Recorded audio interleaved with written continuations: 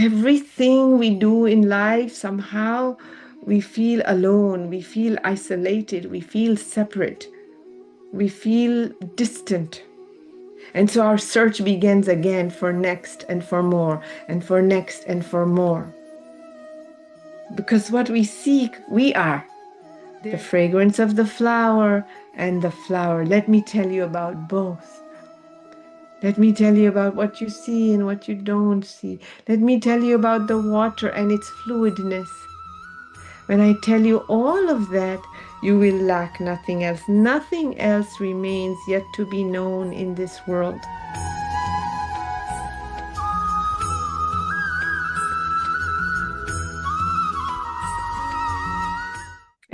We'll not get through it probably, but let's listen to all three, just eyes closed. Again, it's Nirgun Brahma, no, formless divine force field, and that which is manifest, all of it being divine. So you receive it like that. Yeah.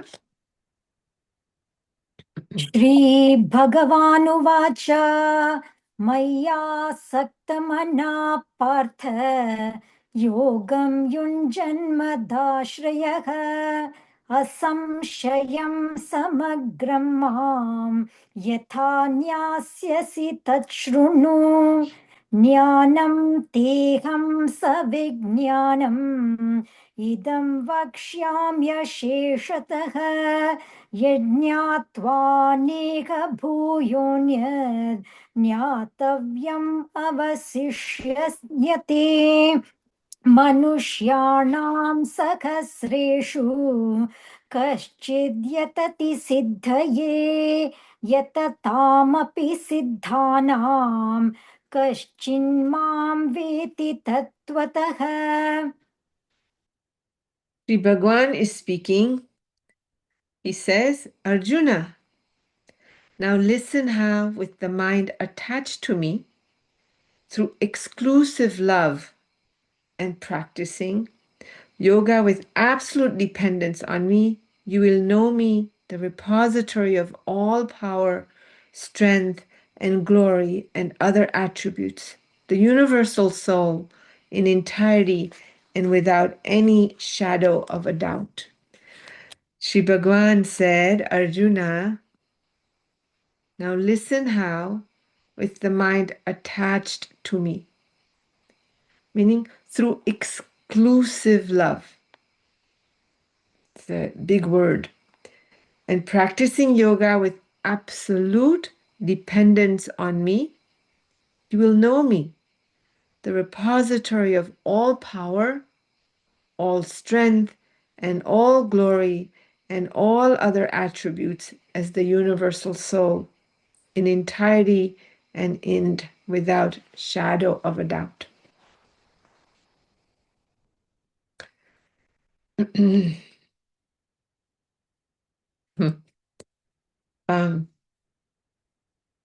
Really, what Gurudev talked about it as in alignment with. In this English, the way it's written here in this book, it's far, far more than just alignment. It's saying when there are no two. No, it's exclusive love. It's not that I'm loyal and, only to you and I won't have any other. That's not it. Where other does not even exist is really what's being said here. Do you understand the distinction I just made? Yes? It's not that, oh, only you, okay, you are the only person who I will love. To forsake others and only to have and to hold only you. In this situation, what is happening? It's not just the Lord anymore. It's that, oh, there's you, but I will forsake others. The other exists, two exists. So Lord Krishna is saying, only when you disappear, when there are no two, are you with me? Only then, this one, when you recognize this, Arjuna, listen to this, with seeing just me, You, I, it, everything, it's all just me. There's nothing else. And when you see this, without any shadow of a doubt, that is what? Nirgun Brahman. You see nothing else. Everything where Gurudev started to talk about, no, the fluidity of the water and so on. But in the very first verse, it's not even bhakti. It's beyond bhakti what is being said here. Because what happens in bhakti? There's the divine and the bhakta. Two exist. If other disappears, you also disappear. This is called Advaita, right? Where the two disappear. That doesn't mean only one remains. It means two disappear. That's what we're really saying. Neither God nor Bhakta exist. It all just becomes one. I mean, are you hearing the little nuance? It kind of sounds theoretical, but it's very poetic what is being said here. However much we love somebody, whether it's parental love, sibling, children, partners, whatever, however much we love someone, what happens? At some point, you cannot get close enough. And that's when the love starts to twist. That's when we start having ownership and possession, and we start going back into me and mine. Do you see? We start going back into this person belongs to me. It's not just we have belongingness, it's they belong to me. So you don't look and you also don't look. We tell others, third party, don't look at her, don't look at him. Hey. And we also tell them, hey, you better also not be going out there and looking. Possession comes. Ownership starts to come in. And that is when the love starts to curdle. However much we love someone, we cannot get at some point close enough. And that love where one disappears and only love remains. The beloved disappears, the lover disappears, and only what remains? Just love. Just Paramatma, just love remains. That is only possible with who? The divine. With what? That flow of life. Only with that it's possible. Why? Because we have limits. I exist. As long as there is a me involved, me means limits, I-ness, male, female, whatever, and whatever identity, you cannot have the love that Lord Krishna is speaking about in this verse. What he calls, what's translated here as exclusive love. There must be a different word for it in Hindi. I wish I knew it. Without calling it Advaita, I don't know that word, but exclusive in English doesn't quite sound. Exclusive means exclude others, just keep me. That is not what is being spoken about here. No? Then you will know me as the all power, all strength, and all the glory of all the attributes. If we get this verse, all the rest of the verse makes natural sense. Verse 2, 3, 4, 5, all that Gurudev read. No? Stuti is saying it means devotion. Yes, but it's even more than that. Because even in devotion, two exists. Devotee disappears, the one you are devoted to disappears. The two disappear. What is left is pure devotion. Lover and the beloved disappear. What is left is just love. That is what Lord Krishna is saying. It's very, that's hard for us to conceive or take in because we have a mind. We have a small mind. We have limits. No? Even between a mother and a child, however much that love is, the mother will always remain a mother and the child will always remain the child. Child can never become the mother and the mother can never become the child. So we cannot imagine a love where the child disappears and the mother disappears and only love remains without the identity of the roles. Are you with me? This love is not conceivable. And we long for this. That's the beauty of this. Everything we do in life, somehow we feel alone, we feel isolated, we feel separate, we feel distant from everything. And so our search begins again for next and for more and for next and for more. Because what we seek, we are. There are no two, it's just you, all you. That's it. No? But are you hearing me? Do you understand what I'm saying to you? Very difficult because okay, we love Gurudev. Do you feel like you're closest to Gurudev and close enough to Gurudev? Do you ever feel that way? No. However close and however much he looks and however much you feel he loves you and however much you love, you don't feel close enough.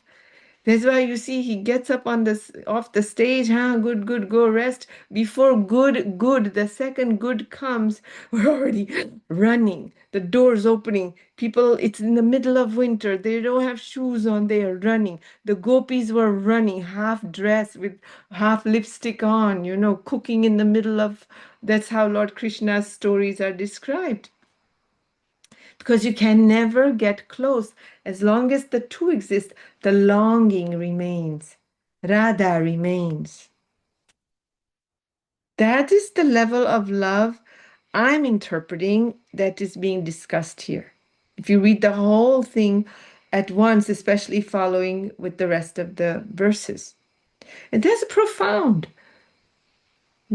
That is even possible. I mean, I'm perfectly happy having that feeling of strong love and connection with the guru and people around. I don't feel like, oh, I need to disappear and they need to disappear and oh, just the love remains, because that just doesn't, it's not conceivable. That's to that degree, the I remains, the boundaries remain. And actually you see these crazy stories, these movies. For the first time, I even maybe understand that weird, obsessive movies that they show is because there's such an intensity of love and they want to get so close, they can't. And that's when they start to show in the movie this sort of curdling of that love and it becomes weird and scary and, I don't know, whatever you want to call it.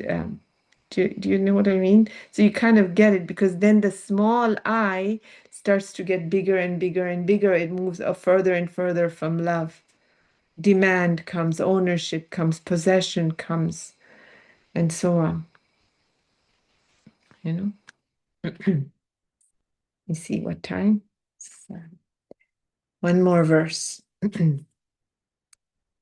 I shall unfold to you in it. By the way, it's Bhagavan Uvacha, right? So just remember when Bhagavan says, Arjun, now listen, with the mind attached to me, it's capital M in here. It's not small m, me. Who is speaking? Not Krishna, the personality Godhead, but who is speaking? You have to remember again, Paramatma is speaking through Lord Krishna. Remember that, right? He, Krishna Bhagavan, he who he's speaking, through whom speech is coming, does not have the me that we have. It does not have that limited, identified, boundaried me.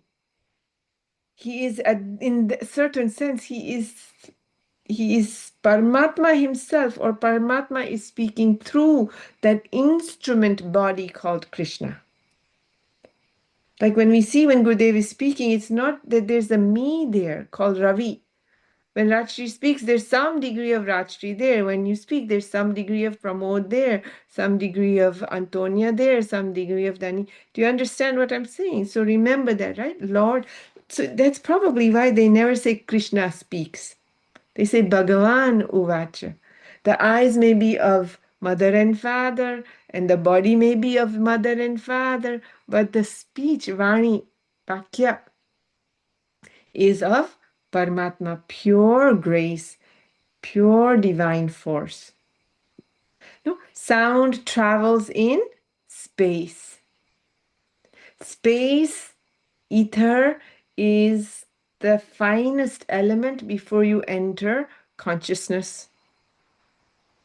Are you with me? No, it's the closest to consciousness. So speech is pure. It's not mother or father. The throat is not mother or father. The physical may be, the look may be. But here it's Bhagavan Uvacha. Throughout the story, throughout the Gita, it is no me speaking. Remember that, right? Lord Bhagavan speaks, Lord Krishna speaks, I shall unfold to you in its entirety this wisdom. Knowledge of God in his absolute, formless aspect, along with the knowledge of the qualified aspect of God, meaning manifest and unmanifest, which nothing else, knowing this, nothing else remains. Well, of course, Gurudev calls it science, seen and unseen. Oh, Arjuna, come here. No, you will disappear. Just listen to this. I will tell you what is unseen, and on that unseen foundation, everything that rests, that you can see, that you can touch, that you can smell, that you can feel, it's all me, you. Everything is me. When I tell you this, you will have nothing else that you will want to know. You will have no longing for anything. See, wanting to know something is dara. Wanting to know something is just like wanting to connect to the deepest essence. Don't you see? It's longing, that search for something. The seeker and the search will disappear. Only the goal will remain. You will not want to know anything else, Arjuna. So come, I will tell you the secret of secrets.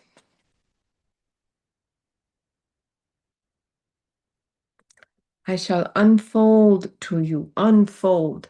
Not let me tell you what I know, unfold. It's a happening. Such a beautiful word. No, it's easy to like totally miss this.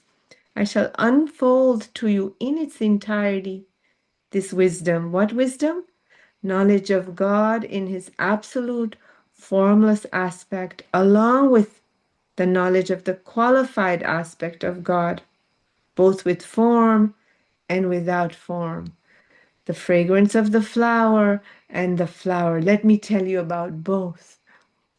Let me tell you about what you see and what you don't see. Let me tell you about the water and its fluidness. No? Let me tell you about the light and the rays of the light. When I tell you all of that, you will lack nothing else. Nothing else remains yet to be known in this world. Maybe it would say in this creation, but you will want to know nothing. Why? Because you will disappear, which goes back to verse 1. You will not exist. No? Longing will disappear. When longing is gone, when Radha is gone, what is there? Only Govinda, only the love, only Krishna. That is what is being said in this verse. Hardly one among thousands of men strive to realize me. Of those striving yogis, again, some rare one, devoting himself exclusively to me, knows me in reality. Hardly one among thousands of men strive to realize me. Hardly, I don't know. We are one among billions. No? There are many, even if it's 1 billion people out of 9 billion striving to seek that oneness, it's still rare. And of those 1 billion, hardly 500,000. Let's be very generous. Of those striving yogis, again, some rare one devoting himself exclusively to me knows me in reality. Can I tell you something? My notion of using the word here, exclusive, how much we're really, how much our mind is just on that one thing has changed. There was a time, long time ago, for me, it meant like I'm all the time either in sadhana or all the time talking to Gurudev or all the time next to Gurudev. No, it's the vibration. Don't you notice you're going around through your day and sometimes you just find yourself randomly in your head talking to Guruji? How many find this? Not just praying when you're in trouble. That is not what I mean. But just like, okay, Guruji, look, I'm going to now go do this, and I don't really want to do this, but fine, I'm going to do. So help me out here in your own way. Okay, maybe you don't do it the way I just said it, but you know that this is this is it- occupation. To that degree, you don't exist.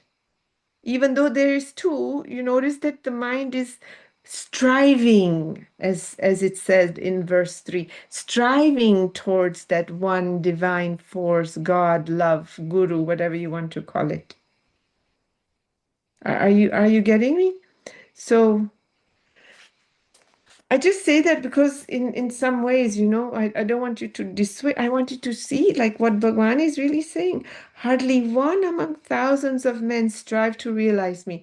Not as an egoic thing, but to see how blessed we are. That's what I'm saying. And there's no trying to do, not turn these things into techniques. Okay, now I'll do these. I'll know. No, it's just oh, it is.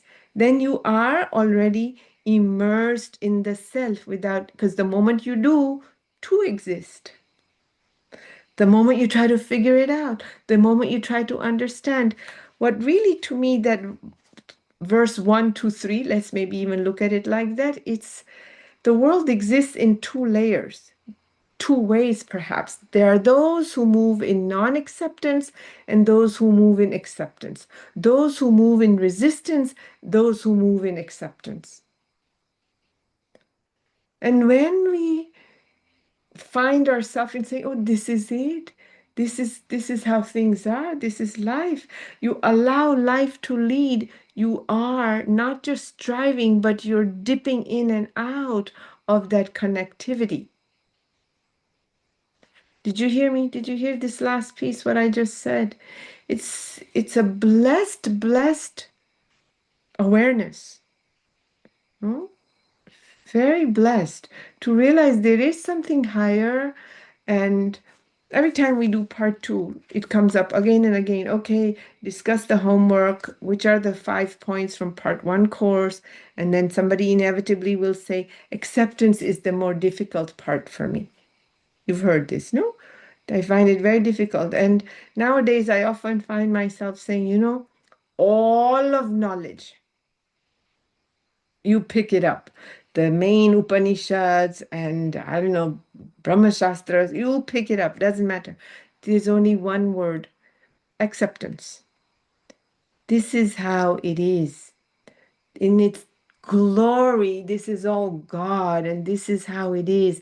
And I'm just being pulled in the river like a dry leaf, and I don't exist. So what do I like? This notion that it all is, the journey is coming into that place of acceptance, not psychologically, not intellectually, but this is it. This is it. Manifest and unmanifest. It's all run by a power bigger than anything that could be understood.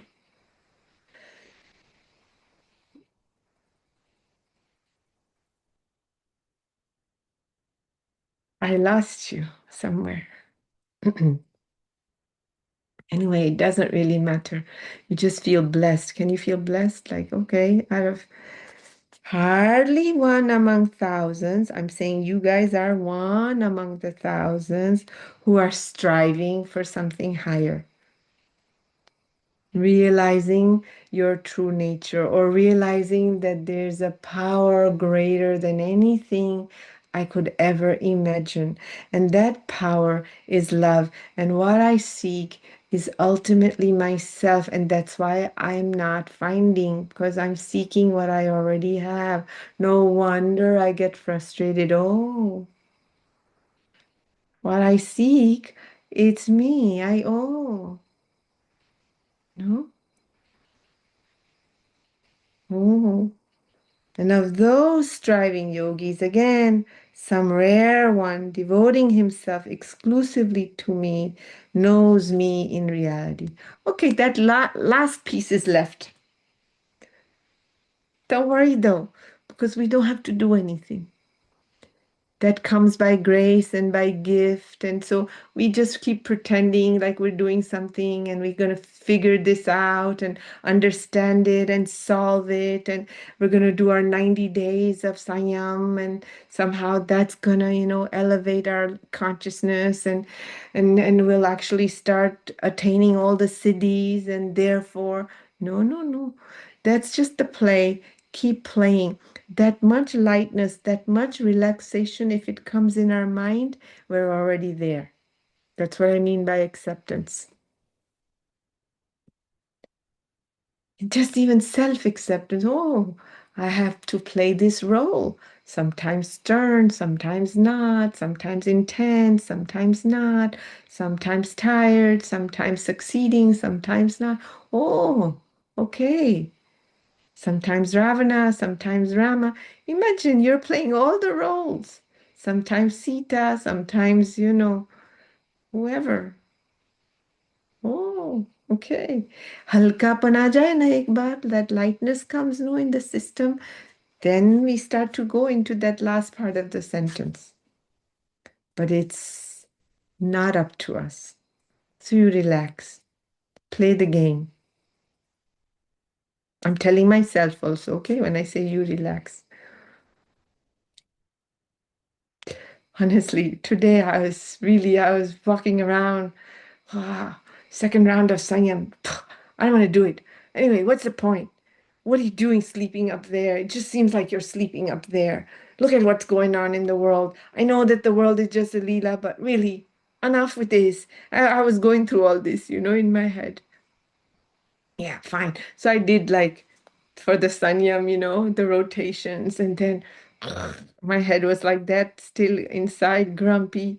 Okay. Then I lie down on the belly to lift the one leg, and I said, yeah, well, okay, whatever. I'm not. So I marched downstairs.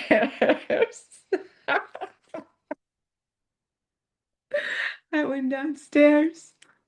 I took a drink of water. All right, fine. Prasad, prasad, drink the water. Can you imagine if I were a guest in your home and you would give me water like that? Yeah, here, water. That's how I was offering the water, you know. But who else can you cajole if not with yourself? The ones who you love the most sometimes get the worst of your peace, isn't it? You know? But then they know, okay, they are tired or okay, whatever, and they say, okay, it's okay, all right. All right, I'm listening. So I drank the water, and then somehow my awareness came into my chest. Wow. Shut up. I don't want to hear it. I don't want to know. I don't want to have awareness on this. And I came back up. And then I started for like a good 5, 6, 7 minutes. I think I exhausted myself and I was gone. And then suddenly I found the sutra. I considered that done. Was not perfect. I said, okay, done. And then a few minutes later, Pramod's text came. Didi, just a reminder, we have Bhagavad Gita. And that made me crack up because it was like, you know, चलता रहता है सब चीज. These things keep going on.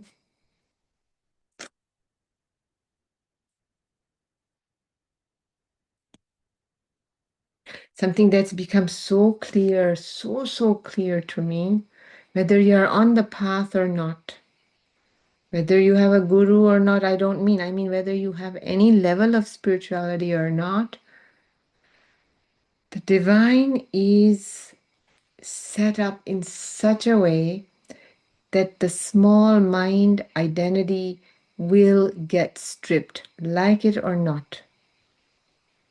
No, you can say the dissolving of the two into where the two disappear, you know.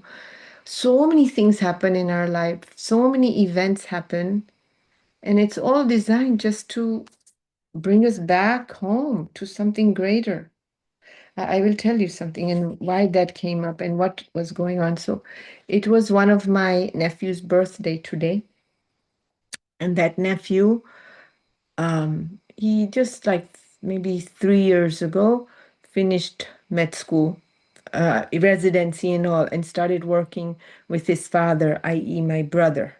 Yeah. And well, this is the first time father and son are now working together. You know, they were living together, son, father, went away to college, university, etc., and now working together. And for whatever reason, they're not working. The nephew left the office. I don't want to work with you, you know, sometime back. And it was his birthday today. So they like just the formal conversation is there between them. And I was speaking to his mother, who's, of course, as a mother, heartbroken, you know, like it's really painful for her. So I was just speaking to her saying, let me tell you something. This is such a blessing in disguise because he feels isolated. He feels like, oh, abandoned, you know, nobody came through, and my dad and mom don't understand, and whatever that would go on for a 30-year-old who's trying to find his way. And I was explaining to the mother, listen, when we were young, we had different kind of struggles.